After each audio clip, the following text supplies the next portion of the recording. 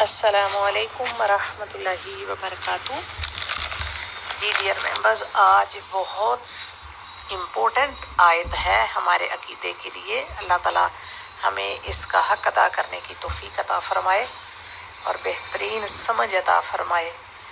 تو بہت پیاری آیت ہے ہمارے سمجھنے کے لیے، ہم اس کو دیکھتے ہیں انشاءاللہ۔ اعوذ باللہ من الشیطان الرجیم، بسم اللہ الرحمن الرحیم۔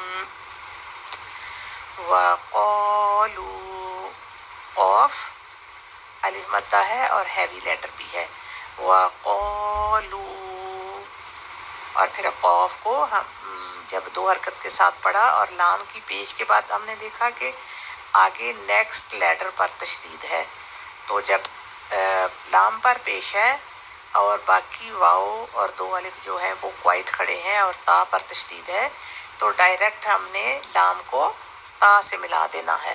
وقالو سے بن جائے گا وقالو اتخذ، وقالو اتخذ، وقالو اتخذ، اس میں قاف ہیوی ہے اور خا ہیوی ہے، اور نیچے والی لائن میں بھی جو آپ گرین لیٹر دیکھ رہے ہیں وہ سب ہیوی ہیں۔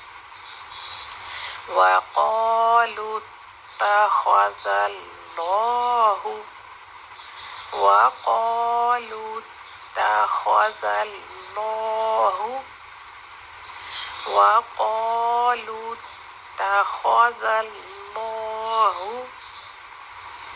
ولدا، ولدا، تو اب دیکھیں نوٹ کریں، ولدن، لاسٹ پہ تنوین کے لاسٹ پہ ایک نون ساؤنڈ آتی ہے اور وہ کہاں جا رہی ہے؟ ولدن، نوز میں جا رہی ہے نا۔ تو اب ہم نے اس نون کی جو ساؤنڈ نوز میں جا رہی ہے اس کو وہیں چھپانا ہے اور ساتھ ہی نیکسٹ ہم نے سین کی طرف چلے جانا ہے۔ ولدن سے بن جائے گا ولدن سبحانہ، ولدن دن سبحانہ، اگر ہو پہ رکیں گے تو ہا کو پھر ساکن کر دیں گے، ٹھیک ہے۔ سبحانہ، سبحانہ، ولدن سبحانہ، اتنا پورشن 2-3 دفعہ پڑھتے ہیں۔ وقالوا اتخذ اللہ ولدا سبحانہ، وقالوا اتخذ اللہ ولدا سبحانہ، ولدا سبحانہ، وقالوا اتخذ اللہ ولدا سبحانہ،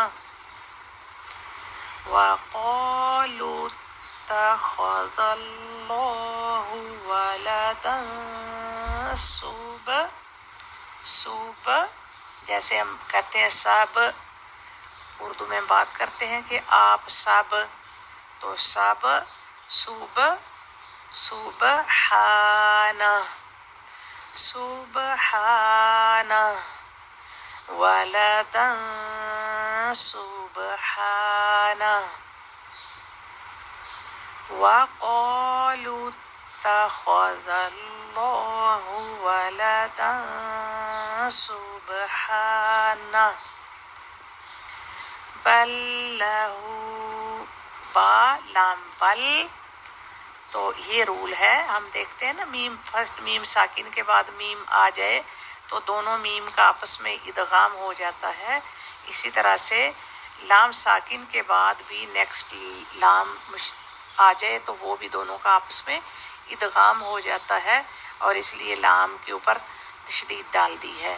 جب نون اور میم کے اوپر تشدید ہو تو ٹو حرکت کا ہولڈ ہوتا ہے، لیکن باقی لیٹرز کے لیے ٹو حرکت کا ہولڈ نہیں ہے، صرف ٹو لیٹرز کے لیے ہے، نون اور میم. ٹھیک ہے. بل لہو، بل لہو، اب دیکھ رہے ہیں بل، بل لہو، اور ہو کو اب الٹا پیش ہے، بل لہو معاف، بل لہو ہا کی حرکت ٹو، ما میم کی حرکت ٹو، فی السماواتی، ما وا میم اور واو دونوں کو کھڑا زبر ہے، دونوں کا سیم ٹائم رہے گا، ماواتی، ماواتی، ما فی السماواتی والارض، ارض، والارض، بل لہو ما فی السماواتی والارض، رکنا ہے نا، ہم نے سٹاپ لینا ہے نا، والارض، بل لہو ما فی السماواتی والارض، بل لہو ما فی السماواتی والارض. اب کلن، نون ساکن کی ساؤنڈ آئی، کلن، کلن، یہ نون ساؤنڈ آئی، اور آگے پھر لام ہے لہو، تو وہ جو نون کی ساکن ساؤنڈ تھی اس نون ساکن ساؤنڈ کو ہم نے لام کے اندر مکس کیا، یعنی ادغام کیا اس کا، اور اس کے اوپر تشدید ڈال دی. ادغام کی وجہ سے تشدید آتی ہے، مرجنگ کی وجہ سے. کلن لہو نہیں پڑھیں گے، بلکہ کلن لہو سے بن جائے گا، کلن لہو، کلن لہو، کلن، کلن، لولا، لولا، کل لہو، کل لہو، کل لہو قانتون، کل لہو قانتون، کل لہو قانتون. اس آیت کو 2-3 دفعہ دیکھیں، 2-3 دفعہ دیکھ کے پھر ہم اس کی ٹرانسلیشن دیکھتے ہیں. ٹھیک ہے.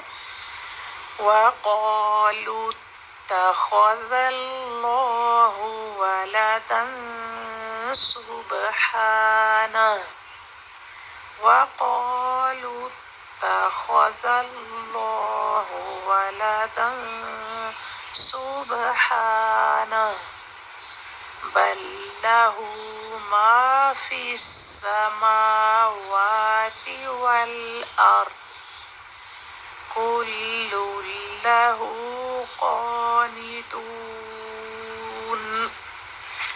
تو ادھر اللہ تعالیٰ کیا بتا رہے ہیں، وقالو انہوں نے کہا، کنہوں نے، یہود اور نصارہ. یعنی یہود یہ کہتے تھے کہ عزیر اللہ کے بیٹے ہیں، اور عیسائی کہتے ہیں کہ عیسیٰ اللہ کے بیٹے ہیں. تو اللہ تعالیٰ یہ اس کے آنسر بتا رہے ہیں. وہ کہتے ہیں وَقَالُوا اتَّخَذَ اللَّهُ، اللہ، وہ کہتے ہیں کہ اللہ نے بیٹا بنا لیا ہے، وَلَدًا اولاد، ولد بیٹا، وہ کہتے ہیں کہ اللہ تعالیٰ نے بیٹا بنا لیا ہے. سبحانہ، وہ پاک ہے اس سے، کس سے، بیٹے سے، اولاد سے. اللہ تعالیٰ اولاد سے، بیٹے سے، میاں بیوی سے، ایسی چیزوں سے اللہ تعالیٰ پاک ہے. اللہ تعالیٰ ایک جگہ پر فرماتے ہیں کہ ابن آدم مجھے گالی دیتا ہے، استغفر اللہ، استغفر اللہ، استغفر اللہ، نعوذ باللہ. کسی ابن آدم کی کیا مجال ہے کہ استغفراللہ کو ایسا خیال بھی دل میں لائے، لیکن اللہ تعالیٰ فرما رہے ہیں کہ ابن آدم، بلکہ حدیث قدسی ہے، ایک حدیث قدسی میں اللہ تعالیٰ فرماتے ہیں کہ ابن آدم نے مجھے جھٹلایا اور ابن آدم نے مجھے گالی دی۔ تو اس کا جھٹلانا یہ ہے کہ وہ دوبارہ پیدا کرنے کا انکار کرتا ہے کہ کون پیدا ہوگا اور کون دوبارہ زندہ کرے گا اور کہاں عنصر ہوگا اور کیسا ہوگا، اور اللہ بڑا مہربان ہے تو ایسا کچھ بھی نہیں ہوگا۔ تو اللہ تعالیٰ کہتے ہیں کہ یہ دوبارہ پیدا کرنے کو جھٹلاتا ہے۔ اور دوسرا، ابن آدم مجھے گالی دیتا ہے، ابن آدم نے مجھے گالی دی کیونکہ اس نے میرے لیے بیٹا اور بیوی کو تجویز کیا۔ استغفر اللہ، استغفر اللہ۔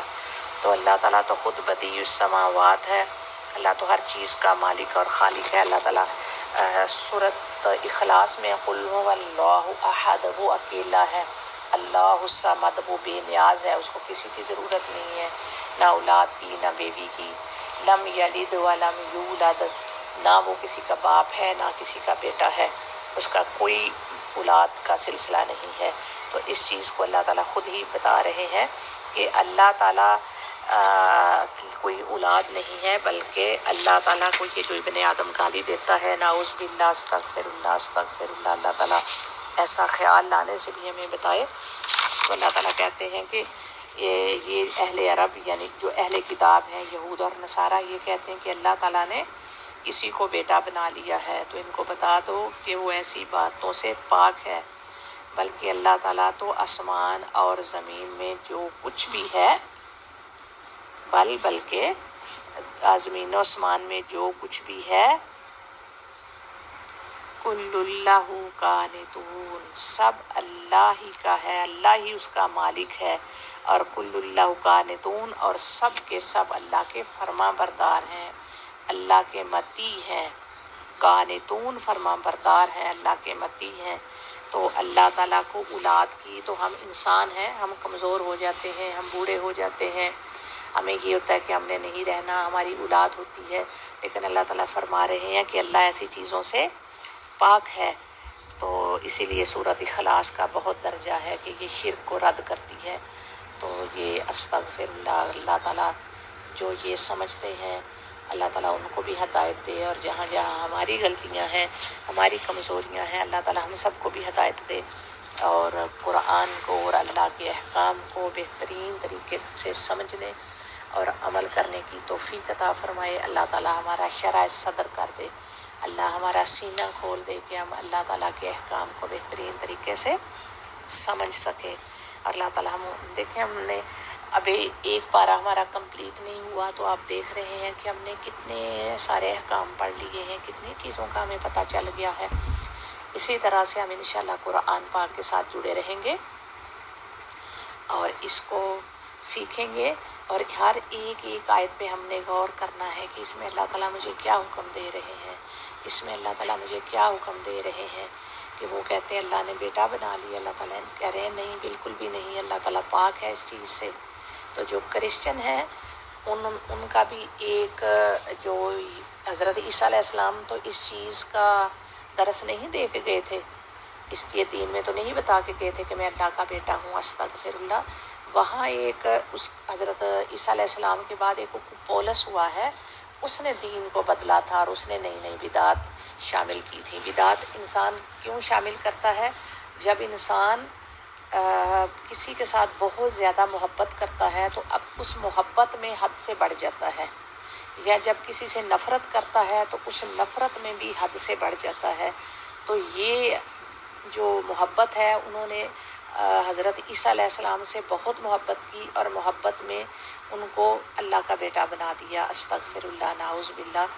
تو ہم نے محبت میں بھی اللہ کی فرما برداری کرنی ہے، نہ ہی کہ اپنے پاس سے کوئی نئی نئی چیزیں ایڈ کرنی ہے۔ محبت یہ ہے کہ اللہ تعالیٰ کے فرما بردار بن جائے۔ حضرت ابراہیم علیہ السلام کتنی محبت کرتے تھے، سب کچھ قربان کر دیا، سب کچھ قربان کر دیا۔ تو ان کے بعد دین ابراہیم ہی چلتا آ رہا ہے، ان کے بعد جتنے بھی نبی ہوئے ہیں، حضرت इब्राहीम अलैहिस्सलाम की नस्ल से हुए हैं, और ये जो हज है, जो उम्रा है, जो बकरा ईद है, ये भी उन्हीं की याद है। तो अल्लाह ताला जिनसे मोहब्बत करते हैं तो वो भी अल्लाह से जो मोहब्बत करते हैं, अल्लाह ने हज़रत इब्राहीम अलैहिस्सलाम को खलीलुल्लाह कहा है कि ये मेरा खलील है, ये मेरा दोस्त है। लेकिन उन्होंने मोहब्बत में इतना बढ़ गए कि कुछ और ही चीज़ शुरू कर दी। अल्लाह ताला हमें इस चीज़ से बचाए, हमें दीन को बेहतरीन तरीके से समझने की तौफीक अता फरमाए कि उसी बात को समझे जो हक है, जो सच है। इंशाअल्लाह अभी तक के लिए इतना ही। वस्सलामु अलैकुम व रहमतुल्लाहि व बरकातुहू।